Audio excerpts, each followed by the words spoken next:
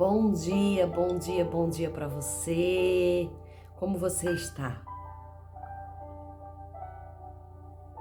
Café com Palavra mais uma manhã, agradecendo aquele que vive e reina, agradecendo ao Senhor.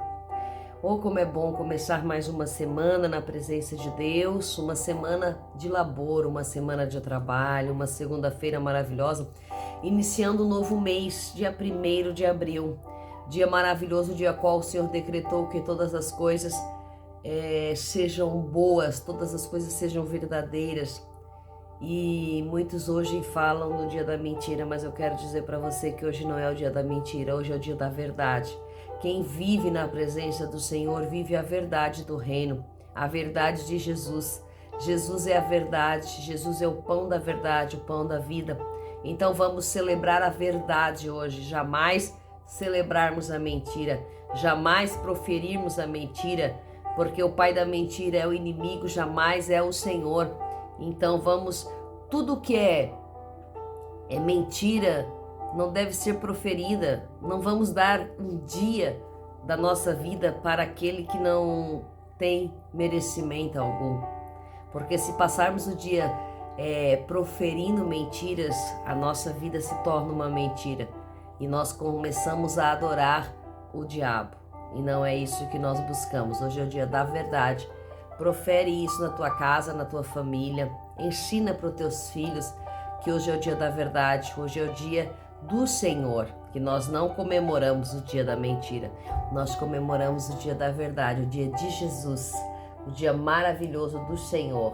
Glórias a Deus. Estamos no dia 2 de abril, Salmo 92. Aleluia! Honras e glórias àquele quem merece honras e glórias, que é o nosso Senhor e Salvador Jeová. Vai dizer assim o Salmo 92. Salmo ou canção para o dia do Shabá, para o dia de sábado. Bom é dar graças ao Senhor e cantar louvores ao teu nome, ó Altíssimo, para anunciar a tua benignidade de manhã e a tua fidelidade de noite. Sobre o instrumento de 10 cordas e sobre o saltério, sobre a lança com o som solene.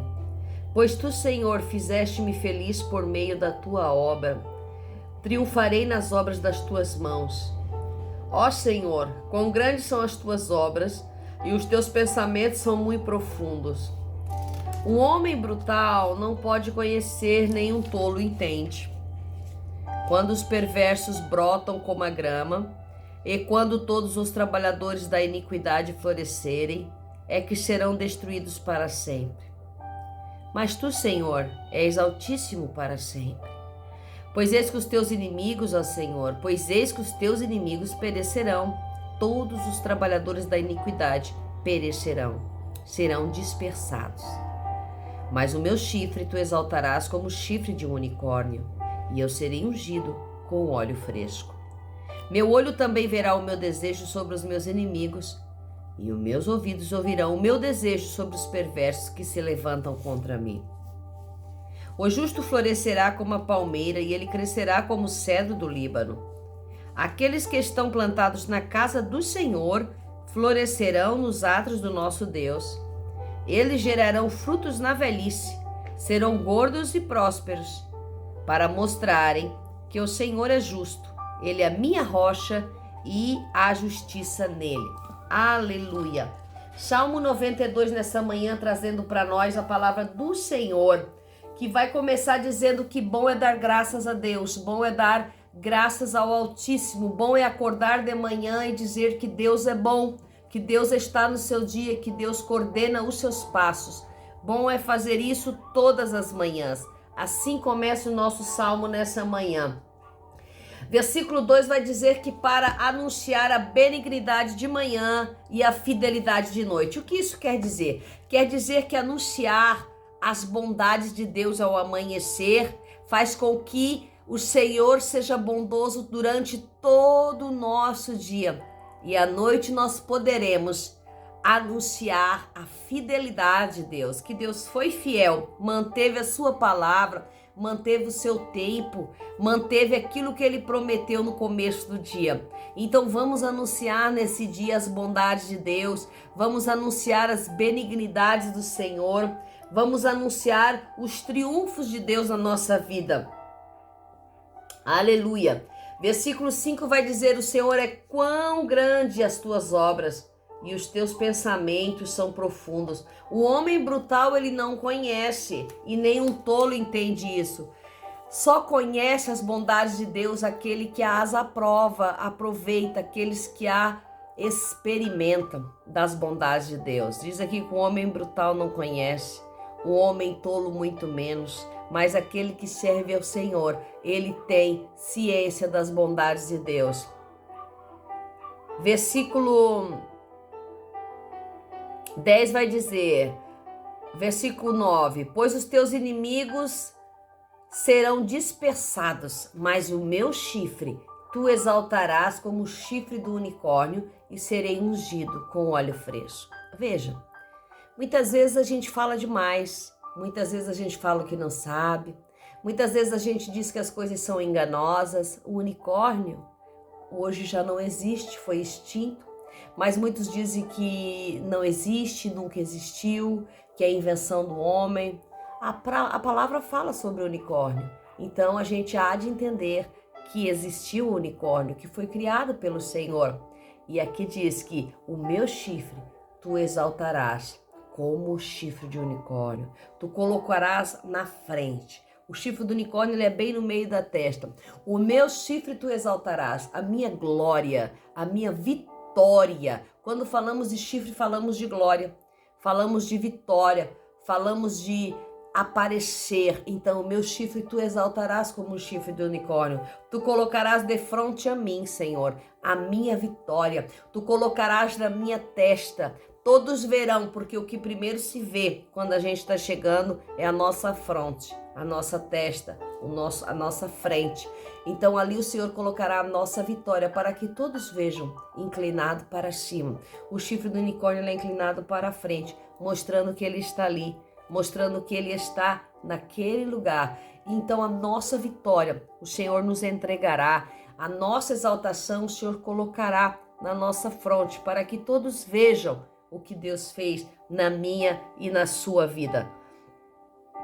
11 vai dizer: o meu olho também verá o meu desejo sobre os meus inimigos, e os meus ouvidos ouvirão o meu desejo sobre os perversos.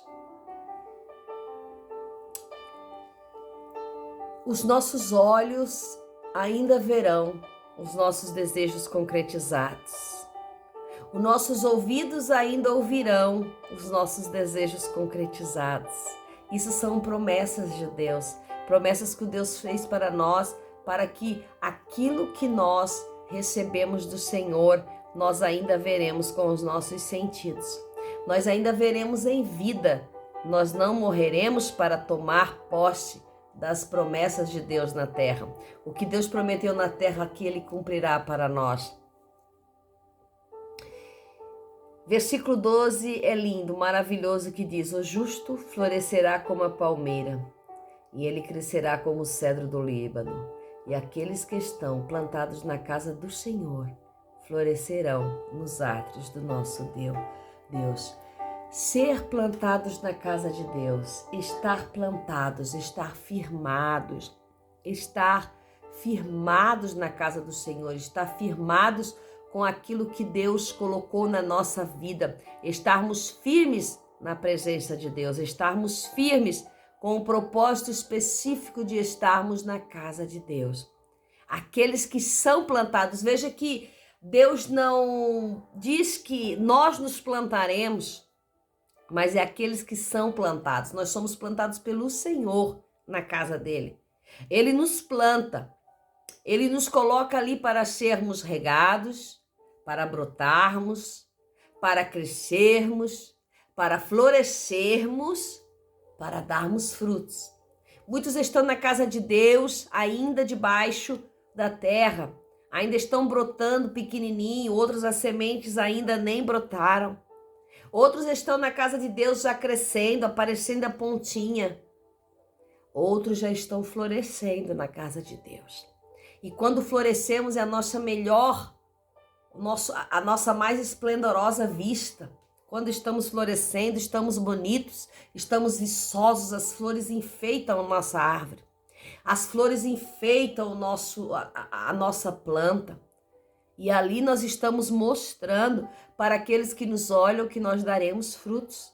Porque as flores anunciam os frutos. Então, se somos plantados na casa de Deus, nós floresceremos nos atos do nosso Deus. E quando estivermos velhos, diz aqui, no próximo versículo 14, gerarão frutos na velhice, serão gordos e prósperos. Quando fazemos todos os processos na casa de Deus, o processo do nascimento da planta, da germinação, nascer, crescer, florescer, dar frutos, quando fazemos todos os processos da planta na casa de Deus, firmados na terra de Deus, nos atos do Senhor, nós geraremos frutos na velhice. Diz que já seremos velhos e geraremos bons frutos. Geraremos frutos que dá para comer. Seremos gordos e prósperos. Aleluia! Seremos cheios. O gordo aqui nos traz a impressão de sermos cheios, de estarmos fortes, de estarmos cheios de coisas boas na presença de Deus, de não estarmos raquíticos, magros, sem nada para oferecer. Não, nós somos gordos, nós estamos bonitos, nós estamos bons na presença do Senhor, nós temos utilidade para Deus, nós estamos dando bons frutos para o Senhor na casa de Deus. Versículo 15 vai fechar dizendo, para mostrarem que o Senhor é justo, Ele é a minha rocha e não há injustiça nele. Então, florescer na casa de Deus, ser plantado na casa de Deus, isso tudo é feito com as mãos do Senhor. São obras de Deus nas nossas vidas e muitas vezes estamos florescendo, outras pessoas estão já dando frutos, outras pessoas estão ainda brotando, outros nem se observam, mas estão ali. Então a gente não deve dizer que essa pessoa não vai dar nada, não tem ministério, não quer saber nada com Deus. Não, é o tempo dela. Ela ainda está com a sementinha debaixo da terra e ela está formando ainda as raízes, porque primeiro forma-se as raízes da planta para firmar na terra, para depois ela sair, né? Para ter a força e sair e explorar a terra, para florescer, para nascer, para dar o seu verdinho ali por cima da terra. E cada um no seu tempo, cada um na sua estação, cada um no seu momento, cada um no seu local, no seu canteiro, porque até isso Deus faz, cada um no seu canteiro. E muitas vezes cabe ao pastor mudar a planta, colocar ela no canteiro exato, colocar ela no local exato, para que ela não apague, para que ela não faça morrer a outra plantinha que talvez não seja tão grande e que vá fazer falta ao sol para brilhar sobre ela. Veja, numa plantação a gente planta, eu não entendo muito de plantação, mas um pé de milho é muito alto, né? Se você plantar um pé de milho perto de um pé de talvez de cebolinha, talvez o pé de milho vai abafar o pé de cebolinha. Então, às vezes, cabem aos pastores, aos líderes, plantar as plantinhas no lugar exato, no canteiro exato, para que não haja morte de planta, para que não haja plantas sendo sugadas pela força do outro. A plantação no canteiro certo, para que floresçam no lugar certo, no local certo. E essa manhã o Senhor nos traz essa palavra. E eu quero agradecer o seu compartilhar, o seu ouvir. Quero agradecer porque eu sei que em meio a esses 15 minutos o Espírito Santo, de alguma frase ou de alguma palavra, ele tocou no seu coração. E é isso que importa. Café com Palavra é isso, é uma frase, uma palavra que dá vida a você durante o dia. Que o Espírito Santo te abençoe nessa manhã e que Deus faça você florescer na sua casa.